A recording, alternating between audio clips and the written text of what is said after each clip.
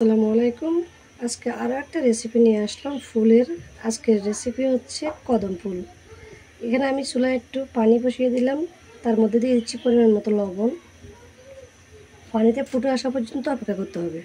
দেখুন পানিটা ফুটে আসছে, এর মধ্যে দিয়ে দিব আমি এখন চাউলের গুঁড়া।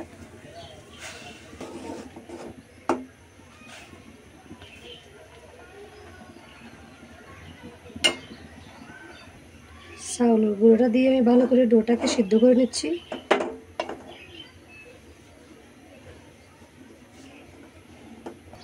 এবার চুলা থেকে নামিয়ে নিচ্ছি।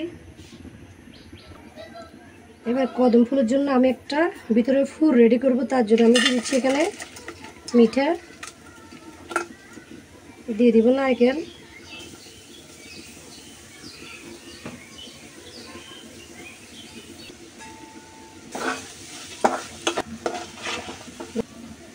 এবার নাড়াচাড়া করতে করতে নারকেলের ফুটটা হয়ে গেছে। এবার চুলা থেকে নামিয়ে নিচ্ছি।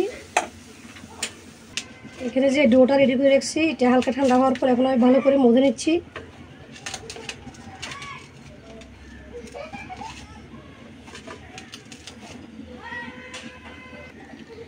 ভালো করে মধে নেওয়া হয়ে গেছে। এবার আমি ছোট ছোট করে বল আকার করব। যতটুকু পরিমাণ আমি কদম ফুল বানাবো সেরকম বল আকার করে নিব, আর এভাবে ভালো করে সুন্দর করে একটা বল নিয়ে করে নেব। দেখুন সবগুলো বল আমি এক সাইজের করে বানিয়ে নিয়েছি। এবার এভাবে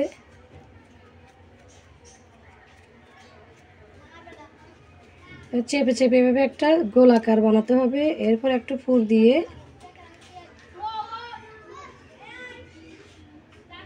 নারকেলের পুর দিয়ে দিলাম। তারপর মুখটাকে ভালো করে এভাবে আটকে দিতে হবে।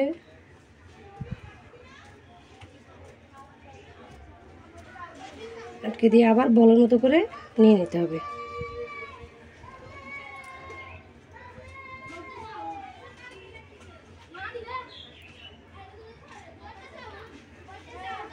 আমি এভাবে সবগুলো পিঠা বানিয়ে নিচ্ছি।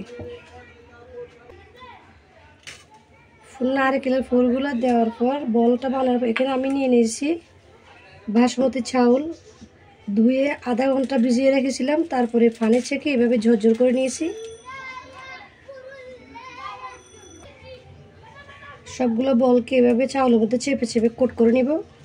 দেখুন আমি সবগুলো চাউলকে এভাবে কোট করে নিয়েছি। এবার এখানের মধ্যে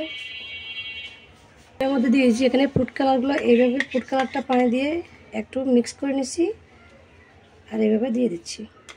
এবার পিঠাটাকে আমি যেভাবে বাফিয়ে নিব তা দেখাচ্ছি আপনাদেরকে। আমি এখানে ভাপানোর জন্য পিঠাটা এখানে একটা স্ট্যান্ডার দিয়ে পাতিল বসিয়ে দিয়েছি। পানিটাও হালকা গরম হয়ে গেছে। এ পর্যায়ে দিয়ে দিব এখানে ঢাকনাটা পিঠা সহ, আর তার উপরে ঢাকনা দিয়ে রেখে দিচ্ছি।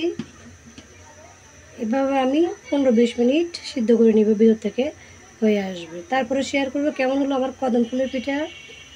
চলে আসলাম অনেকক্ষণ পর, প্রায় 10-15 মিনিট পর। কদম ফুল পিঠাটা কেমন হয়েছে ঢাকনাটা উঠিয়ে নিচ্ছি। দেখুন এত সুন্দর করে হয়ে গেছে। এবার আমি চুলা থেকে নামিয়ে নিচ্ছি।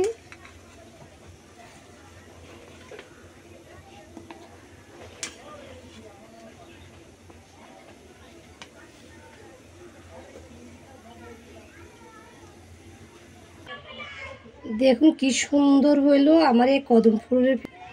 একেবারে সহজভাবে কদম ফুল বানিয়ে ফেললাম। আজকের রেসিপিটা যদি আপনাদের ভালো লাগে অবশ্যই আমার চ্যানেলটাকে সাবস্ক্রাইব করে আমার পাশে থাকবেন। সবাই ভালো থাকবেন। রেসিপিটা শেষ করে বিদায় নিচ্ছি। আল্লাহ হাফেজ।